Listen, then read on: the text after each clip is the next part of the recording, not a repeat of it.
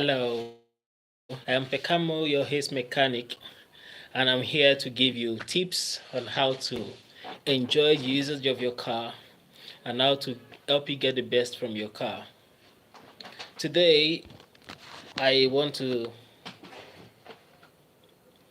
touch on the topic why your car may not last long. So, this is a live session, and as a matter of fact, it's my first live on YouTube, and I'm so ecstatic because many of you will be watching me around the world, and I look forward to having your feedbacks with which I will be able to guide myself to create more content for you that's going to be educative and informative for you on how to harness the magic that is in your car. So please kindly subscribe to my channel and like this video. And don't forget, like I said earlier, put your comments down below whether you're watching live now or you're joining up later to see this video. Please ensure that you follow through. Okay, like I said earlier, I want to talk about why your car may not last long. Okay, most of us will have been familiar with the fact that cars are no longer the way they used to be. You know, some of us who are, uh, let's say, the baby boomers generation or the millennials or the Gen Zs would not have been privileged to see more about cars like it was in the 70s and in the 80s. Most of those cars are the ones that we laugh at when they go by us on the road now because they look so out of the trend of this time. They are not looking like the designs that will fascinate you. It's not the kind of car you like to drive. But one thing I know is that for most of those cars that came out, that were produced uh, for the years in the 80s and the 90s and even the early millennium, seem to be very much durable compared to the late model counterparts, in the sense that the accessories attached to these vehicles, the radios, the dashboard, the trims, even the leather or the seat clothing for those that use fabric clothing, they seem to last longer than what you have now. And you'll be wondering what is causing this disparity in quality. Oh, my new viewer, thank you for joining up. Please kindly like this video and subscribe to this channel. Thank you very much. To remind you again, I'm talking about why your car may not last long. I am Pekamo, the Haze Mechanic. So one may be wondering, why is it that cars no longer last longer? Why is it that cars has lost this perspective of, I'm going to use this car for 10 years, for 20 years, and it has now become that when you use it for 2 years, 3 years, you just have to maybe swap it out or pay another money and pick another one, or in some other cases you just have to sell it out before it breaks down completely and get another one. The reasons are as follows. Number one reason is because for late model cars, manufacturers have prioritized high profit drive. So they've been, you know, looking at how they can maximize profit. They've been looking at how to get, squeeze the last profit from every product they sell out to their customers. So because of this, they've not been paying attention to the quality of parts that they have to install in a car, because it's not aimed towards longevity. It's just to serve the market statement for that period, and after then they would tell you, well, it's out of warranty, and They don't mind whatever you do later about it, and they're going to in no time flash a new product before your face, and you'll just be like, wow, I think this one will be better than the previous, and you buy the newer one again and still go ahead to discover that it's still the same old story. They no longer make it to last as they used to before. So the reason is what I'm just trying to tell you, which is that new cars now, because of the high profit drive of manufacturers, one, they source for less qualitative parts. The intention is not to last longer, but actually the intention is to just ensure that you get it driven out of their parking lot and it serves you for a few kilometers.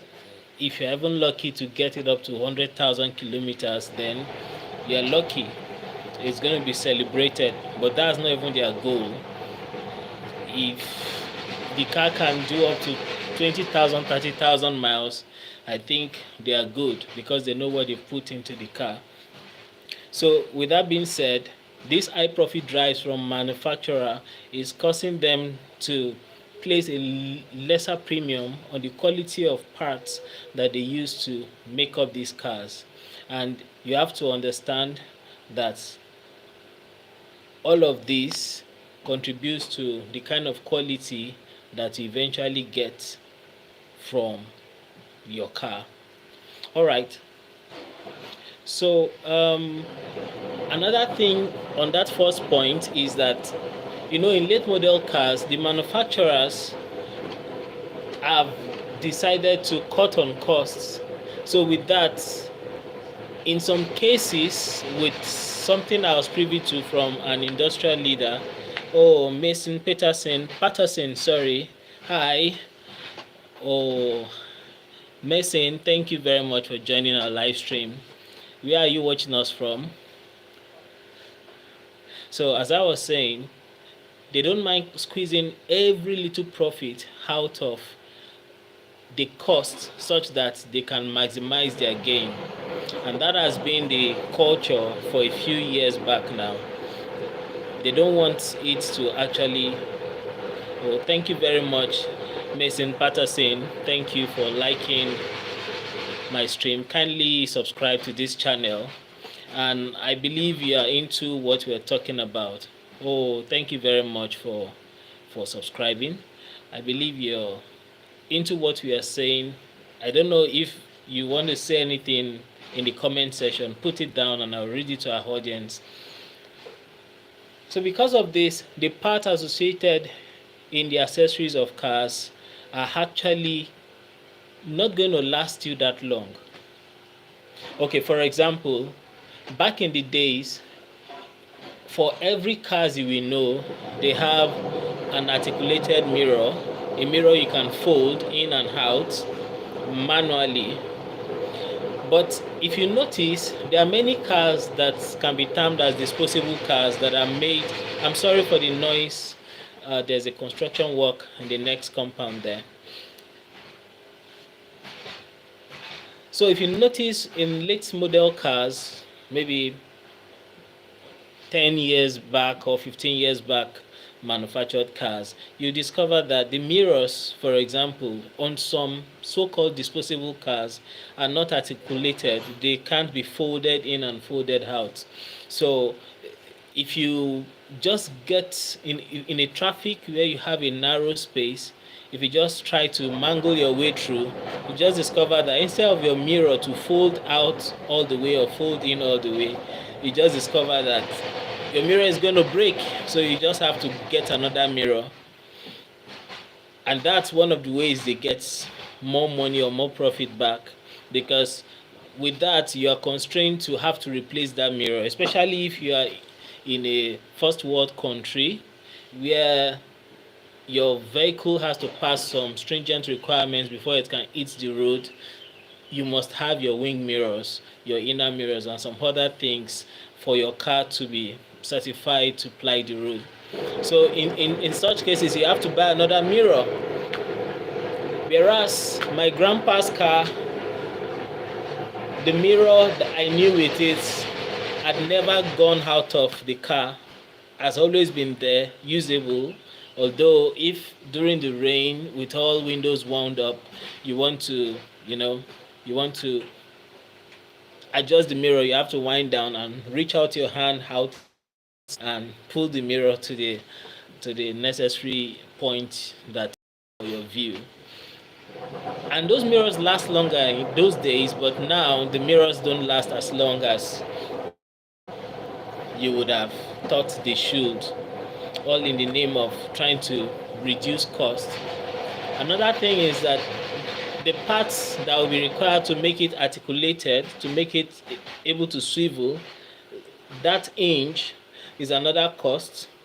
And also for some late model, like very very late model vehicles that rely on power mirrors, where you can adjust your mirrors to fold in and out with the touch of a button. Those ones require more devices like the motor and the likes, and they don't want to put that, so they just try to cut costs by all means. Or let me give another example. You might have seen it in your neighbor's car or in your friend's car or in your colleague's car, whereby a car that is just maybe 5 years from the date of production is actually having a cracked dashboard, and you kind of look at it, oh, what? Okay, probably maybe he's not been maintaining it well, or he used a very very coarse reagent to attempt to clean the dashboard. Probably that's the reason. But you see another of that model and you see the same tendency.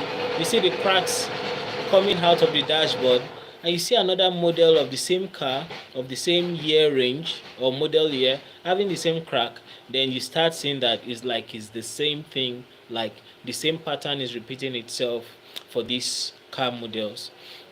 So I want you to take note of that in most cases, cars that are made recently or more recently have a tendency, despite the sophistication, to lose touch with quality.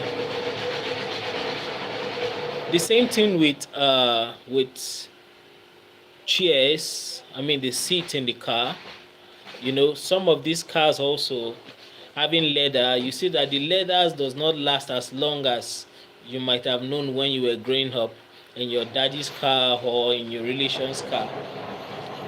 You see cars of 4 years, 5 years having cracks on leathers, especially on driver's seats or on the owner's corner, what we call the owner's corner in this part of the world.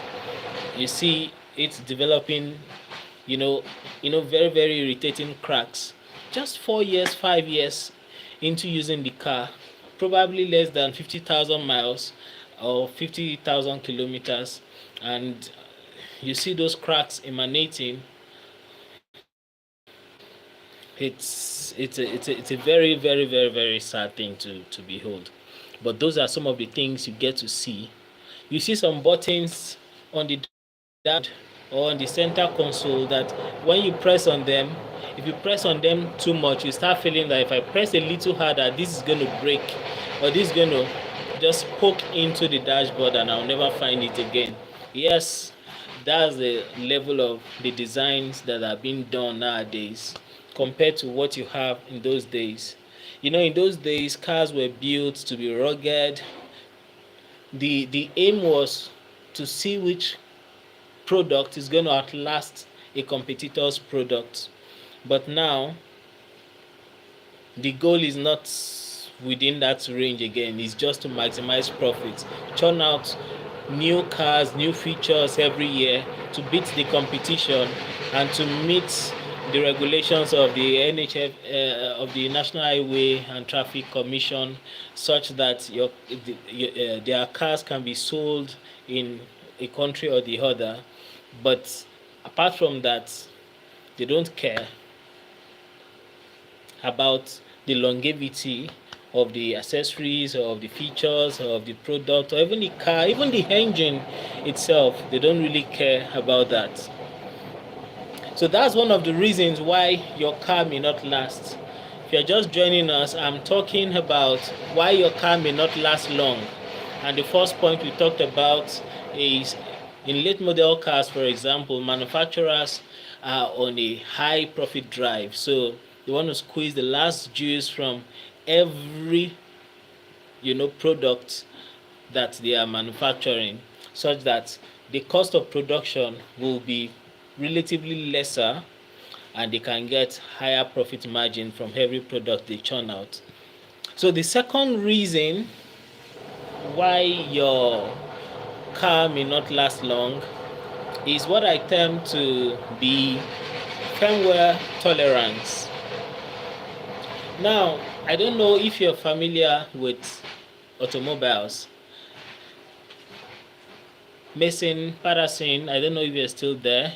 If you're still there, you can put your favorite smiley or emoticon up there so that I know you're still there. So as I was saying, another reason why your car may not last long is what I term to be firmware tolerance or firmware intolerance. But I rather put it as firmware tolerance issues. So now, what I mean by that is that for every car, for example, in the drivetrain, your drivetrain, which consists of your engine, your transmission, your differential, your axles, and your drive shafts, and your wheels or your hub, they have different grades and levels of actuators and sensors. So now with these different levels of actuators and sensors, they are in communication with your PCM, which is your powertrain control module. So your PCM, which is a powertrain control module, gets information from each of the sensors and uses it as programmed to control every actuator when necessary. So now, if an actuator is beginning to wear out, for example, or in another case, if a sensor is beginning to wear out, now, let's say, for example, let's say a sensor that is based on resistance, that uses resistance to transmit a signal or to calibrate a signal to the PCM. If that sensor over time starts to degrade because of the poor raw material or poor quality of production of that sensor itself. So now, if maybe at level 10, at 10 ohms, for example, just for example, if at 10 ohms you're supposed to send a signal of 6, and at 15 ohms supposed to send a signal of 7. Now, when that sensor, due to the poor craftsmanship or the cheap state of that of that part, if it eventually gets to a point that the resistance starts increasing on itself because the material is degrading in some way, or maybe there's carbon between the pins or sliders or whatever, say let's say a throttle position sensor that is basically a potentiometer that slides on a resistance surface. Now, the expected signal that is expected at the PCM will not be achieved under a specific condition, and because of the signal that is sent will be deemed erroneous by the PCM.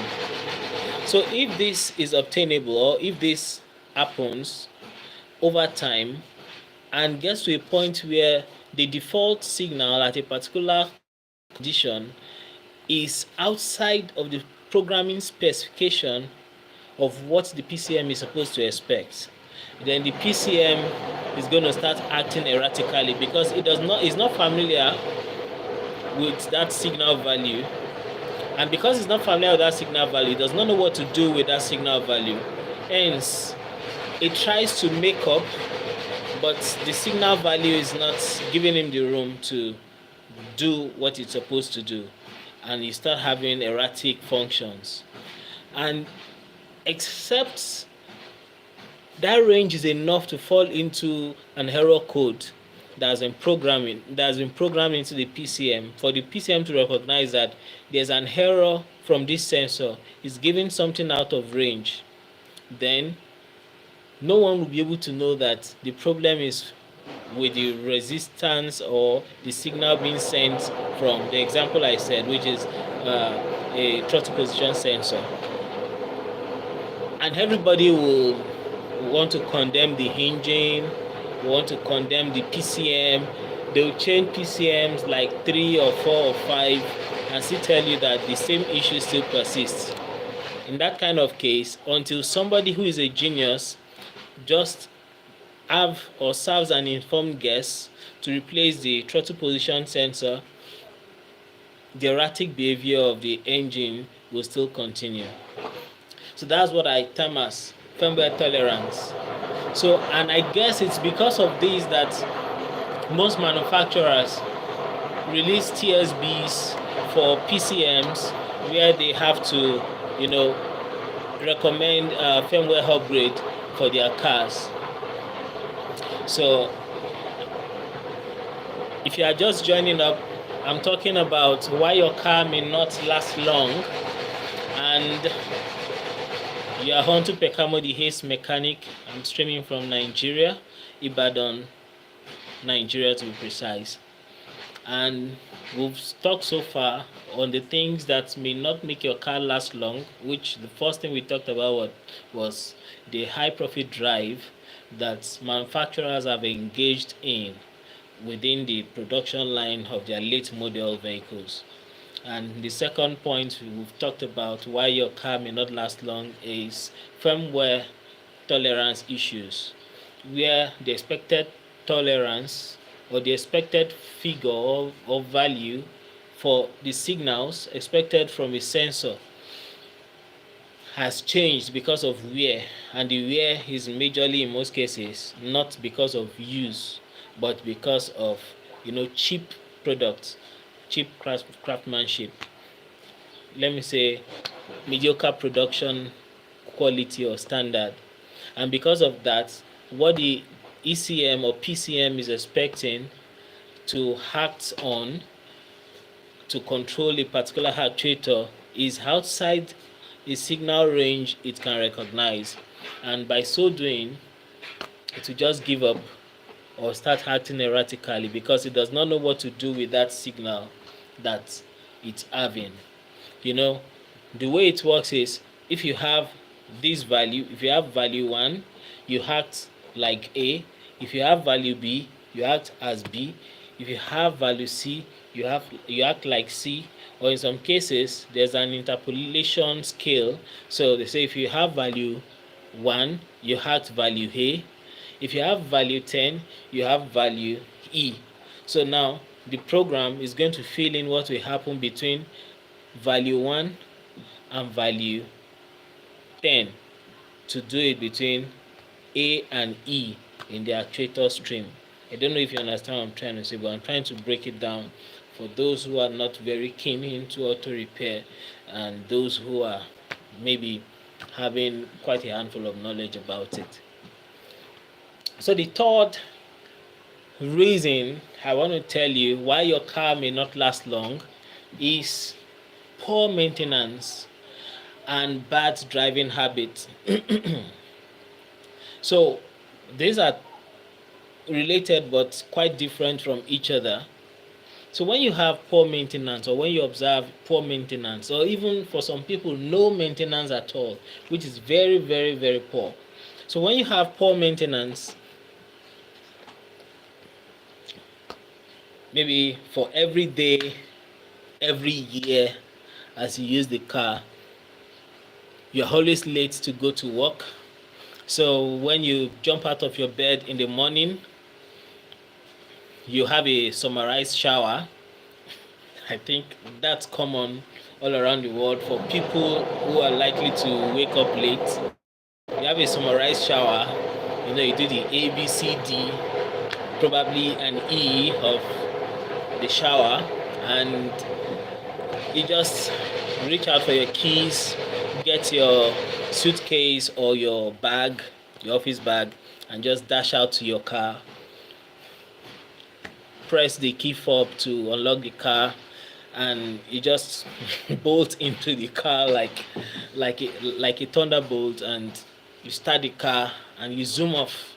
And in such situations, a is always in a hurry. I just hope every time we are late, it doesn't make us close to being late in life. But because of the urgency of meeting up with time, you floor the gas pedal, you drive anyhow. In that scenario I've painted, I've been able to marry poor maintenance and bad driving habit together. In the aspect of poor maintenance, you're not even trying to check every of your vitals. Maybe having a religious schedule for checking your car vitals, like your engine oil, observing if the tires, at least to the highs, look pressurized, check your oil level, your engine oil level, check your transmission fluid level, check your brake fluid level, check your coolant level. At least vital things like that, your power steering fluid level, check all those things to be sure that you are safe.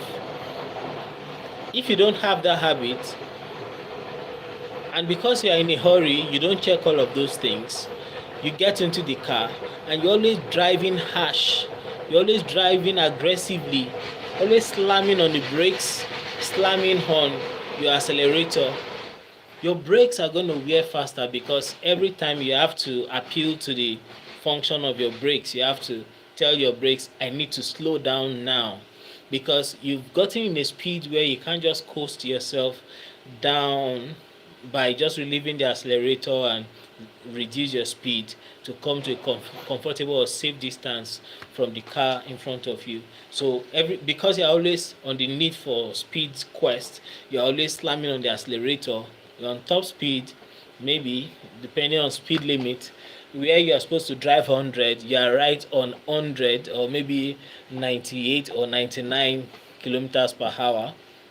If in the US, maybe you are around 60 miles per hour. It's going to increase the level of wear. And if for one reason, either maybe there is a leak that is developing in your engine, maybe one of the seals is giving out, and you started leaking oil gradually, but you won't really know.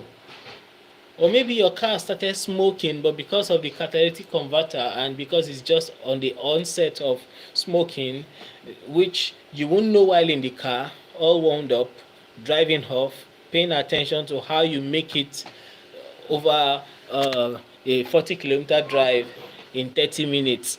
You won't be able to even pay attention to your mirrors. Maybe there's a fogging coming behind your exhaust, or if there is a smoke, whether it's a black smoke or a bluish gray smoke or a white smoke coming out of your exhaust, because you're actually in a hurry.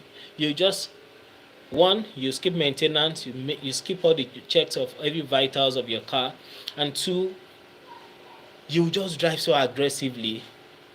You're accelerating the pace or rate of wear in your car, and that will shorten the lifespan of your car.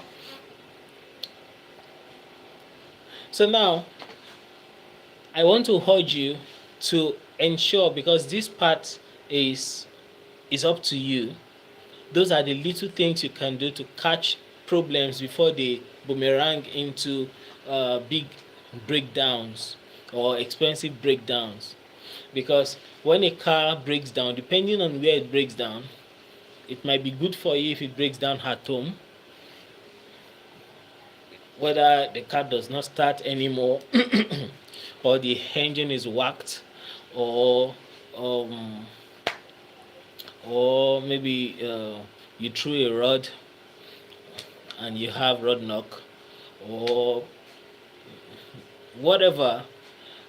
If you have a breakdown where you cannot move your car again, if it happens at home, you're a bit safe because you can still leave the car there without having to pay for towing until you have the money, or maybe until somebody who loves you gives you the money, if you have people like that around your circle. But if it breaks down, maybe when you went for vacation, let's say you stay in the US and you go from Chicago all the way to Texas, and maybe it's on your way from Texas back to Chicago that your car broke down.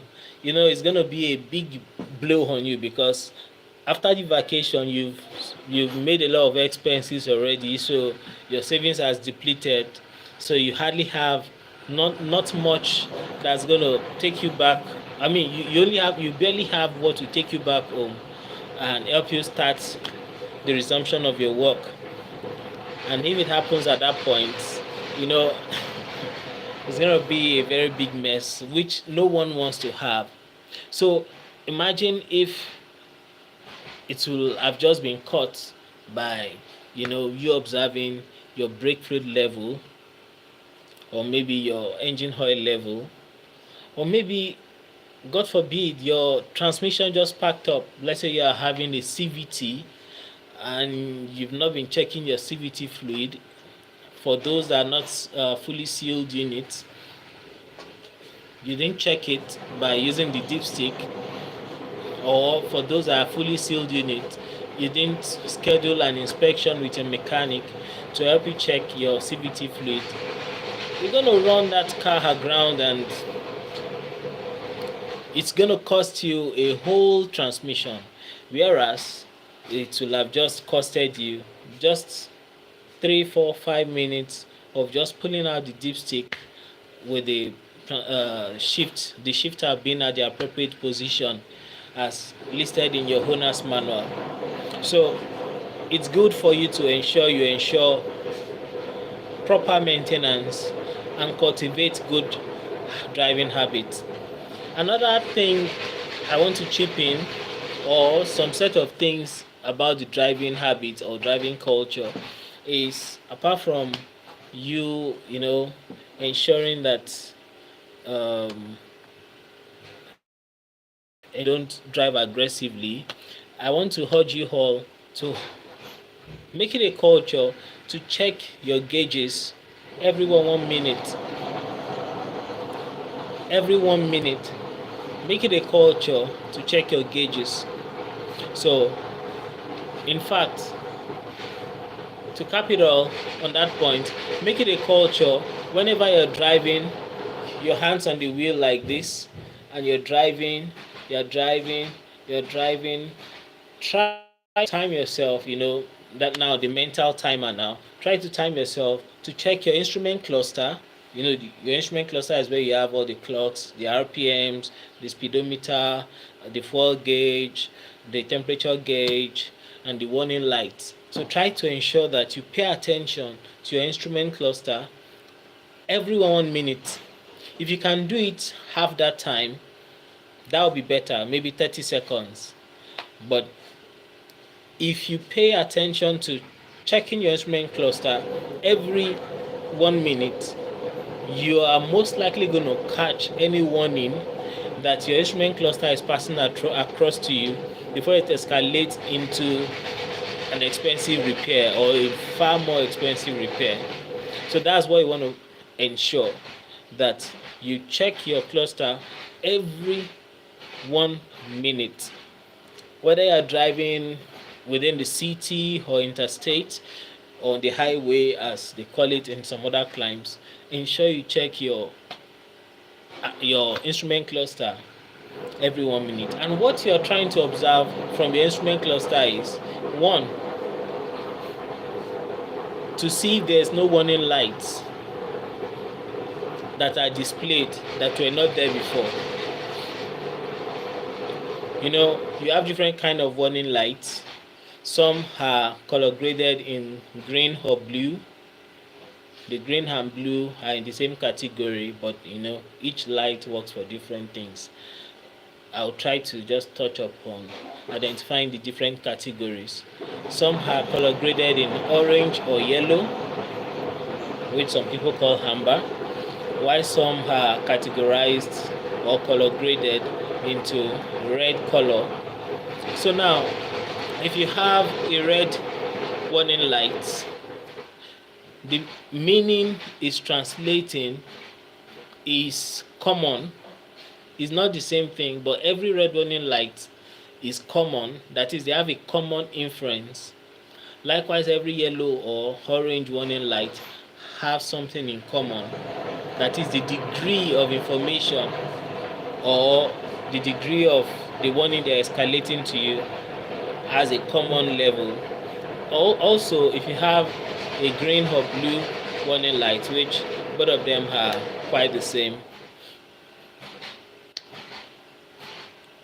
they are also on the same level of information strength. So now let me start from the green or blue. The green or blue lights on your instrument cluster are just to serve as information. So information to just inform you that this thing is activated, this thing is deactivated. There is no safety issue or anything related to damage that can arise from them being on or them being off.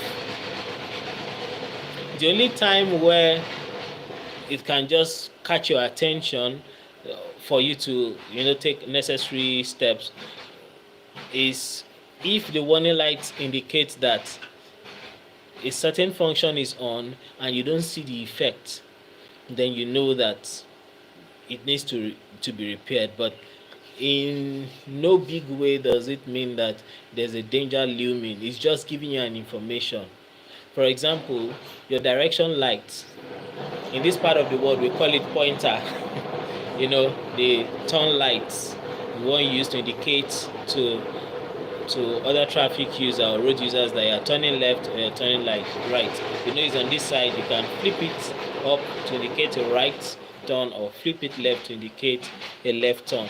Now, if you notice, they are always, or in most cases, identified or illustrated as arrows that are color graded blue or green, pointing either direction. So they are only informing you have indicated you are turning left. Don't forget you have indicated you are turning left.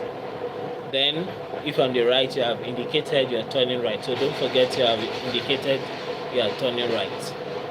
So that will help you know if the blinkers are still on or the direction light or the turn light are still on for you to put it off. Likewise, when you have the hazard light on, when the two left and right are on at the same time.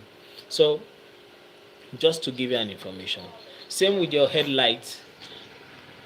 For some manufacturers in the past few years, like 2 decades ago now, they will show you a green light when you have the low beam headlight on, and they'll show you a light when you have the high beam headlights on.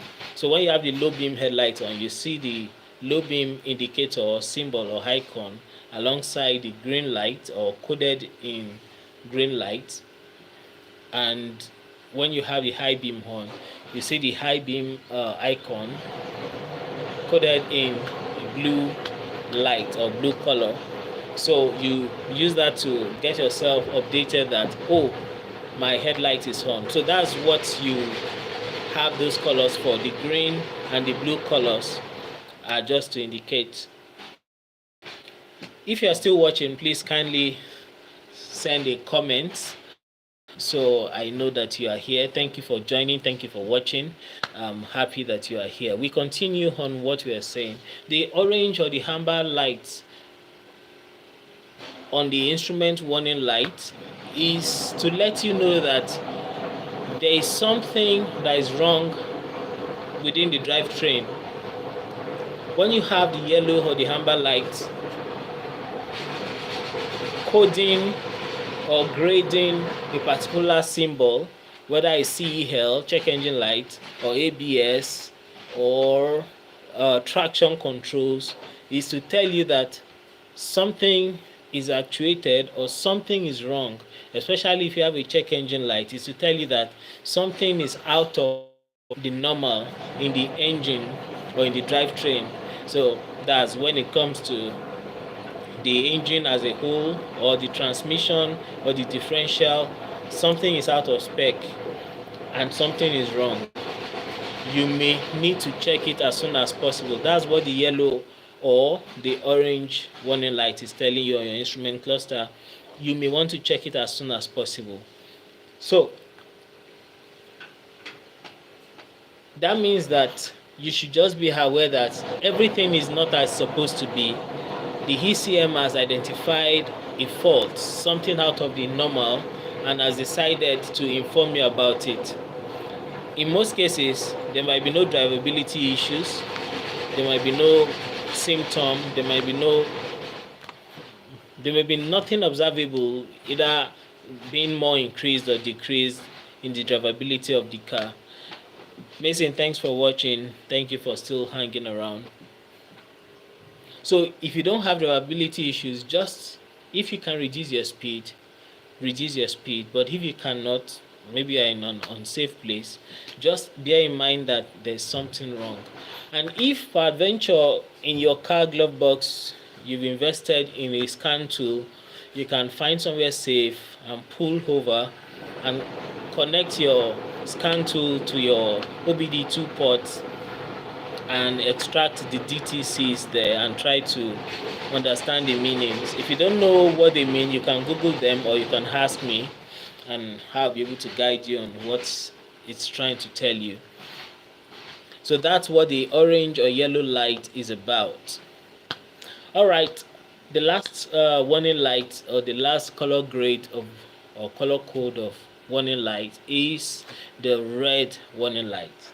You see, whenever you're driving and suddenly, either before you started driving or while you're already driving, you see the red warning light come on, it is time for you to just find the safest point and park or pull over. You just have to stop driving your car. Now, I don't mean you just have to slam on the brakes. No, that's not what I'm saying. But you just have to find a safe place, ensure that you know that where you are is safe enough, and just go to a safe point. If possible, don't stay on the shoulder of the road, that is on that rough side of the road, by the side of the road after the service lane.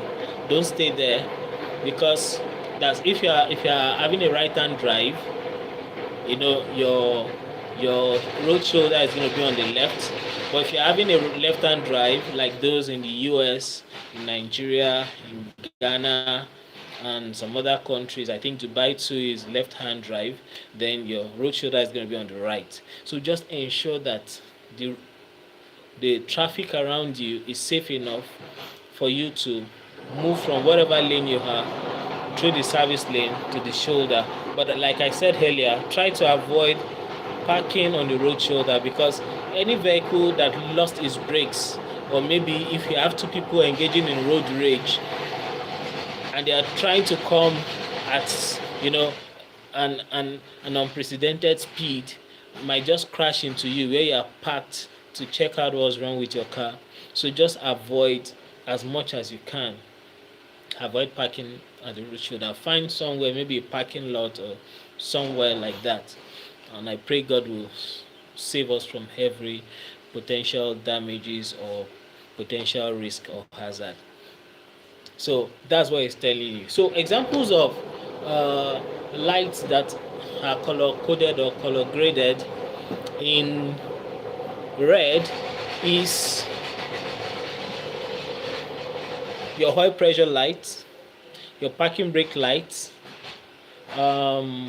your SRS or supplemental restraint system light or airbag lights.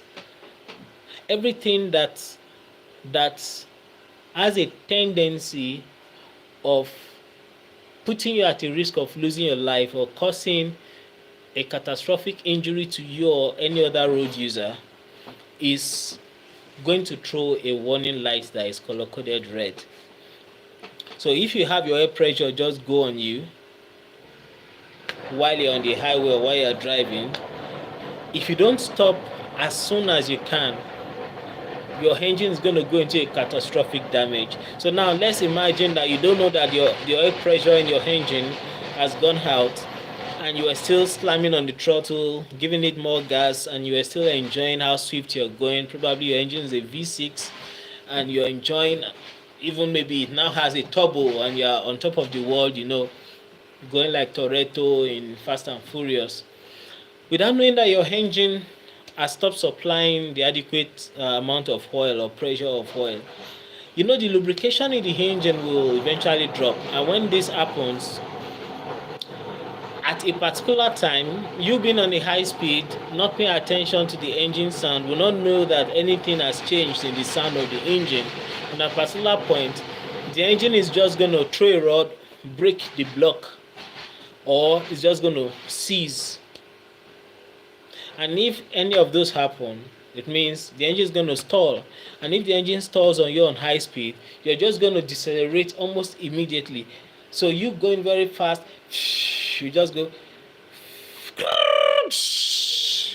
So imagine what danger that's going to pose if you are maybe on 120 or 140 kilometers per hour. Probably you live in Germany, you're going interstate on the Autobahn, and maybe you're going on an AMG, sports car, and you're on 150 kilometers per hour on the Autobahn, and your engine just seized without you taking note of that red warning light indicating that your oil pressure is low.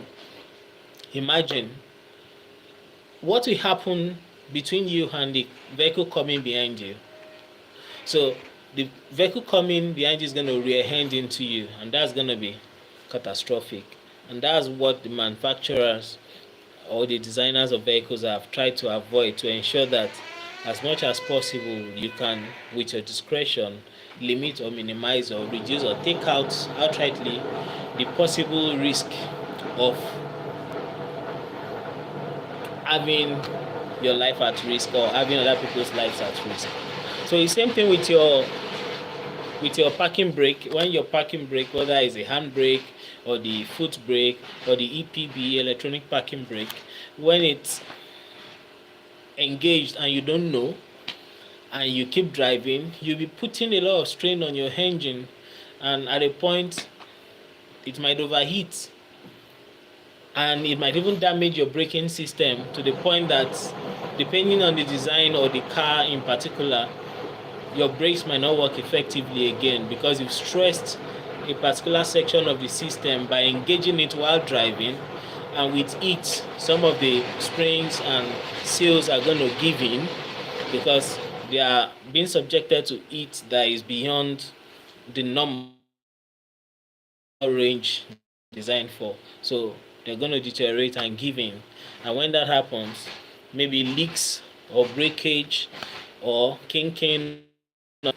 some parts is just going to happen, and the brake will no longer work well again, and that might lead to severe brake failure.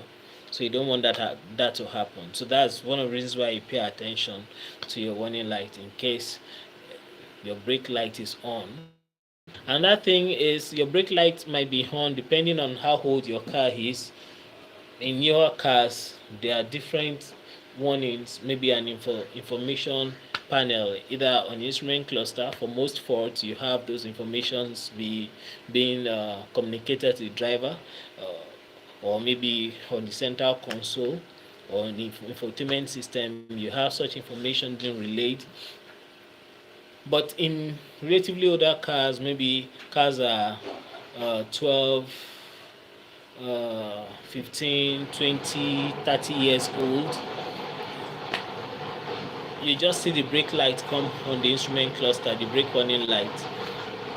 Whether it's be for an unreleased parking brake or a master cylinder pressure loss, that's when you have reduced brake fluid pressure whenever the brake pedal is depressed. So either relating to the parking brake or the main brake, it's still the same brake light that is going to come on. Or even on some cars also, when the ABS has one issue or the other, when they are incoherent, let me say, signals that are resulting in incoherent commands. The brake light will also turn on to inform you that the ABS is having an issue. So because you don't know what degree it is, you just have to stop the car because it is very dangerous. The ABS, why it's dangerous is because imagine while you're just driving on the highway, a straying horse or camel or cow just came in front of your car and you were running at, let's say, 80 kilometer per hour. There's a car on your right, there's a car on your left, but there's no car behind you. The only instinct you're going to have that is going to be most reasonable is for you to slam on the brakes and try to be in control so that you don't skid off the road. But now, if your ABS is not functioning, because whenever you have the ABS light or the brake light reporting a fault to the ABS, whenever you slam on the brakes or you use the brakes, the ABS is not going to be activated because it has been deactivated because of a fault it's trying to communicate to you. So when that happens, it means you just have a traditional 1950 brake. You're not going to be having an anti-lock brake system, which is the long form of the ABS, anti-lock brake system. So all your wheels may lock at their own wheel according to the conditions present to them. There's nothing giving a central control to each of the wheels that no, you can't lock now because the remaining are not locked, so you have to release your pressure to still make the car roll and distribute evenly the brake pedal force that the driver is applying. So that will rise in skidding, that will give rise to skidding, and when your car skids, you're going to be out of control. One, you won't be able to stop at the stopping point or at the closest stopping point that braking command was supposed to achieve for you. Two, your car can go out of control, skidding out of the straight line situation to go left or right and colliding with other road users. So that's why that's dangerous. So I've given some scenarios. If you want to give more scenarios, you can please help me put it down in the comment section, or you can ask me if you want me to still give more context or make a particular video about a particular thing. Okay, now let's go to the fourth thing why your car may not last long. The first thing that I've highlighted is the high profit drive that manufacturers of cars have engaged in that has made them, not prioritize the durability of the parts they use in making their car. The second one is firmware tolerance issues, where sensors and actuators wear out outside the specification that the PCM or the computer module they work with can recognize. So when the PCM is getting a signal, that signal is not the actual signal that reflects the condition of that sensor. And likewise, if it happens in the case of an actuator, when an actuator is being commanded by the PCM to do something, the actuator receives, let's say, more signal to do more, but can only do less because it's already worn out. So that will bring some glitching in the functioning of the parts involved in that system, and with that there will be a glitching situation. So we also talked about number 3, poor maintenance and bad driving habit. When there is poor maintenance, which is both of them are on the driver or on the car owner, when you have poor maintenance and poor driving habits, you are going to shorten the lifespan of your car. Poor maintenance includes not taking your car regularly for checks and tune-ups, not changing your engine oil or not checking your engine oil on time. you should have a routine or religious schedule for checking your engine oil.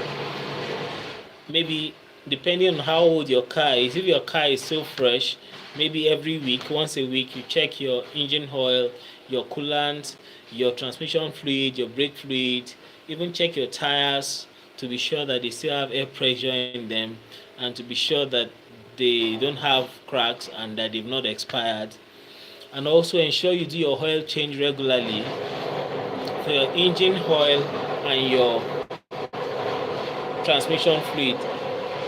So whether you use an automatic transmission fluid or use a CVT transmission that uses a CVT fluid, or even if you are even using a manual transmission, even though the manual transmission is quite rugged and can take a lot of pounding and rough drills, but still try to ensure you change it as specified by the manufacturer with the right fluid. But especially for the automatic transmission fluid and the CVT fluid, please ensure you change them on time as specified by the manufacturer, if possible even sooner than the manufacturer recommended. If you change your oil much regularly, you are quite sure that your car is going to last longer than it will have lasted if you did otherwise. I can assure you that.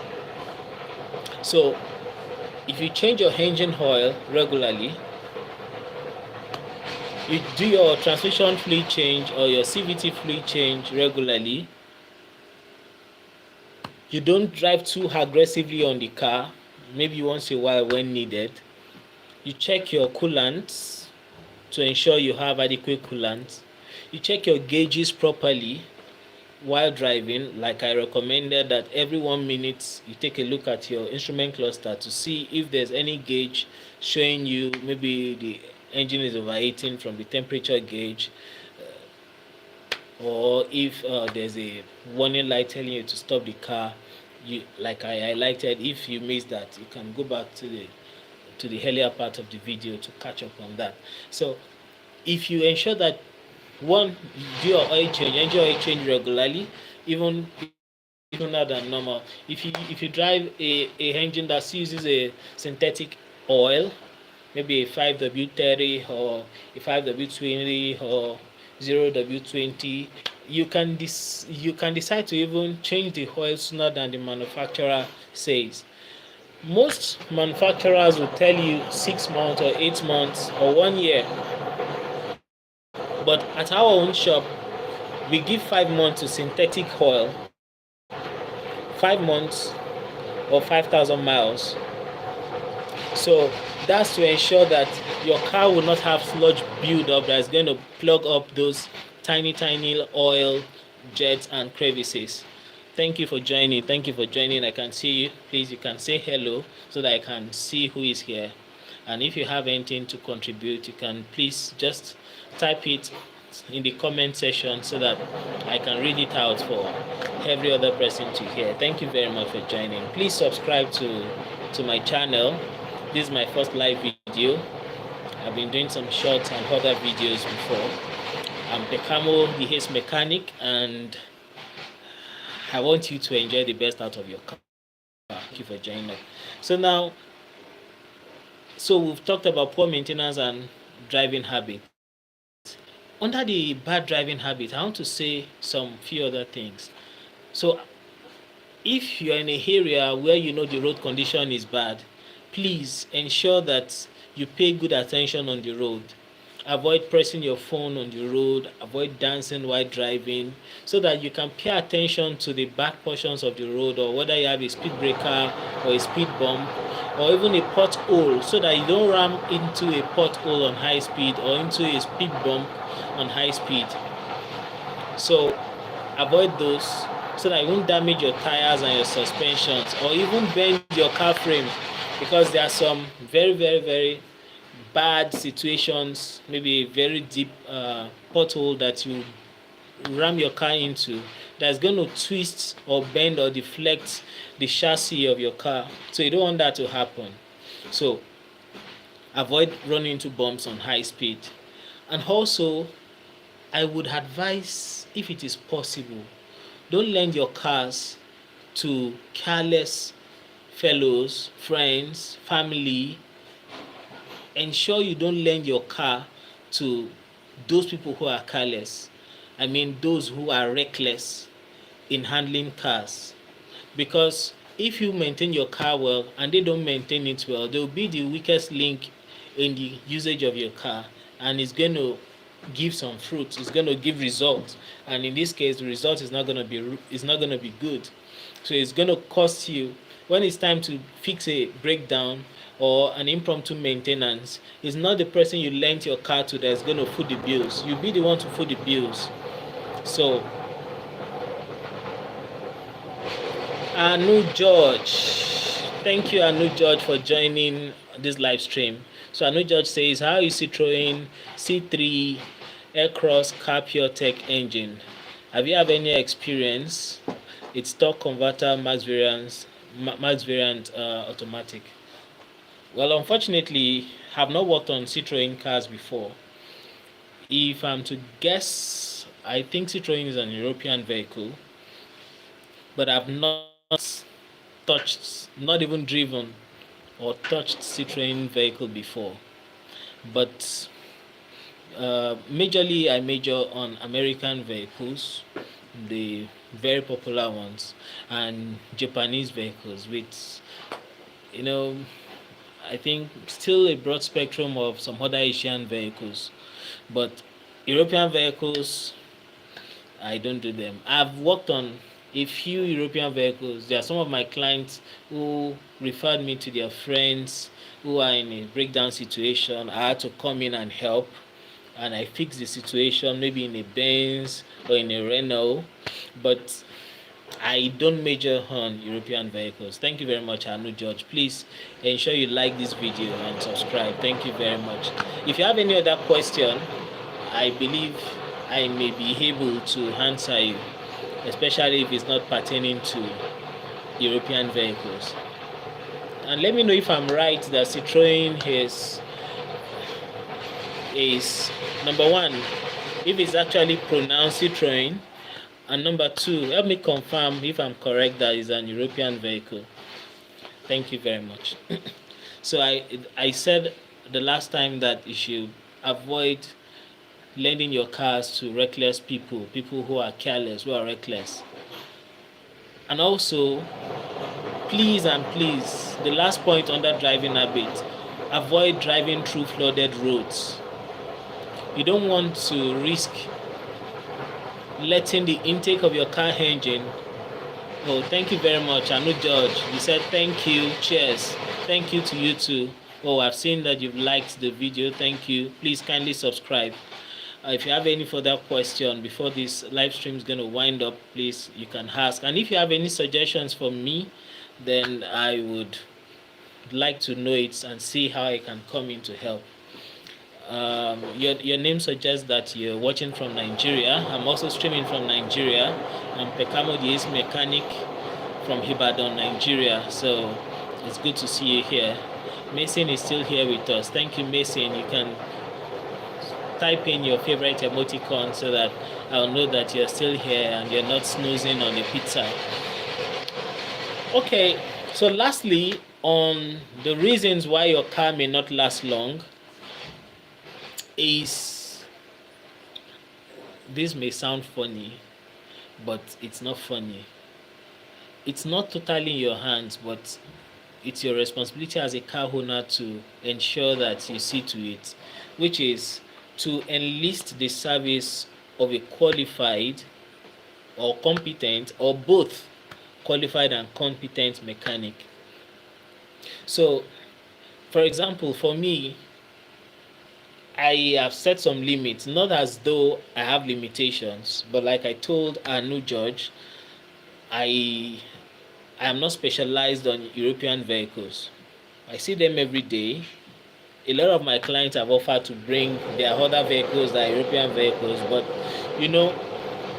what many people don't know is that for all of these cars, they have some new emerging technologies. When we say new, in this field, a technology that was brought in 2010 can be new to a certain extent if you are not familiar with it. And you have to be familiar within your course of research as an auto mechanic to know what and what are the things that are new, and how do you approach it. How does this function in this particular car work before you can approach repairing it. But some mechanics don't know that and they don't care. But one thing I want you to be sure of before you take your car to your mechanic is to be sure that he has a record of competence. If you are certain he has a record of competence and he's not just scooping the cash out of your pocket, then to a large extent maybe you can be saved. However, don't forget, if you see that you keep taking your car to a mechanic, maybe you've taken your car to him 5 times, and for the 5 times he has not been able to fix the 5 problems that you've taken there, or probably you've taken your car to him 5 times for just one fault, and that fault was not rectified. Or in another case, you took your car to a certain mechanic, you've taken it to him 5 times, and for the 5 times that you've taken it to him, he fixed every problem you took to him each of the 5 times. But every time he fixes one, he gives you another bonus problem. When you take it to fix that bonus problem, he gives you another bonus problem. So whenever you take it there, he fixes the problem you take there and causes another problem. You should know that that one is an expenditure, will I say an expenditure robot that is specifically designed to scoop money out of your pocket. But if you know that you've taken a problem to a particular mechanic, maybe you've taken your car to this mechanic 5 times and he has fixed it all 5 times, or he has fixed it all 3 times out of 5, then you can have some level of confidence that he's competent and is qualified to handle your vehicle. In that case, you won't be having your mechanic fix one and damage 4 things.